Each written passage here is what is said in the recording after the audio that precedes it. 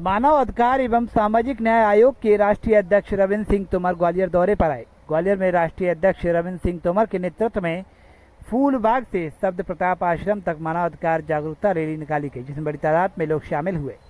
इस दौरान तोमर ने मीडिया से बातचीत करते हुए कहा कि देश भर से आ रही मानवाधिकार हनन की समस्याओं को प्रधानमंत्री कार्यालय के जरिए निराकृत कराई जा रही हैं।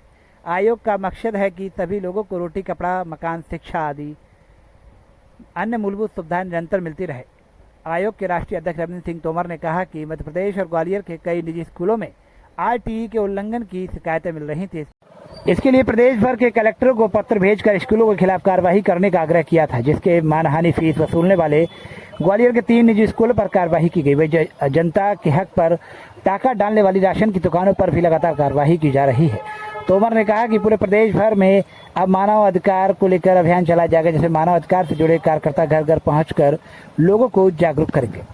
और उसके बाद प्रधानमंत्री कार्यालय के दिशा निर्देश के अनुसार हमारे राज्य शिक्षा केंद्र जो है मध्य प्रदेश शासन का, उन्होंने कलेक्टरों को जिलावार जो भी कलेक्टर हैं उनको ये निर्देश दिया है कि आरटीआई एक्ट के अंतर्गत कितने स्कूलों में एडमिशन दिए गए हैं बच्चों को, उसकी लिस्ट भेजें। जैसे कि हमने दिल्ली पब्लिक स्कूल का एक अभी हमारे पास शिकायतें आ रही थी कि दिल्ली पब्लिक स्कूल और ग्वालियर के कई टॉप स्कूल हैं जो मनमानी फीस वसूल रहे हैं और आरटीआई एक्ट के तहत उन्होंने एक भी बच्चे को एडमिशन नहीं दिया है, जो कि हमने स्कूलों के बाकायदा नाम लिखकर प्रधानमंत्री कार्यालय भेजे थे। और उन्हीं स्कूलों पर कलेक्टर साहिबा ने, हमारे कलेक्टर महोदया ने कार्रवाई भी की है।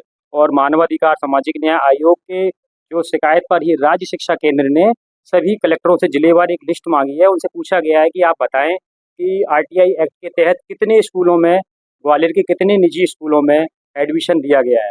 तो ये जो चीज़ें हैं ये मानवाधिकार हनन के अंतर्गत ही आती है कि एक गरीब जो छात्र हैं, जो आर्थिक रूप से कमज़ोर छात्र हैं, क्या उनको एक अच्छी शिक्षा का अधिकार नहीं है? क्या उनको एक अच्छी गुणवत्ता की शिक्षा का अधिकार नहीं है? जबकि हमारे संविधान में, हमारे आरटीआई एक्ट 2009 के अंतर्गत ये प्रावधान किया गया है कि 25% का आरक्षण इन स्कूलों में दिया जाए, लेकिन ये स्कूल अपनी मनमानी करते हैं और कहीं भी संविधान को भी ताक पर रखते हैं और ये प्रशासन की भी नहीं सुनते हैं। ऐसा कि प्रशासन ने खुद हमें बताया है, प्रशासन के लोग जब इनको लिख कर देते हैं, शिक्षा केंद्र, राज्य शिक्षा केंद्र के लोगों ने भी कई बार इनको वहाँ से निर्देश दिए हैं कि आप अपने स्कूलों में आरटीआई एक्ट के तहत एडमिशन दिए, लेकिन फिर भी नहीं दिया। आप सोचिए इन लोगों की इतनी तानाशाही है। तो इसके खिलाफ हमने एक जन जागरण अभियान शुरू किया है और इस जन जागरण अभियान को हमने हर घर मानवाधिकार अभियान में भी शामिल किया गया है।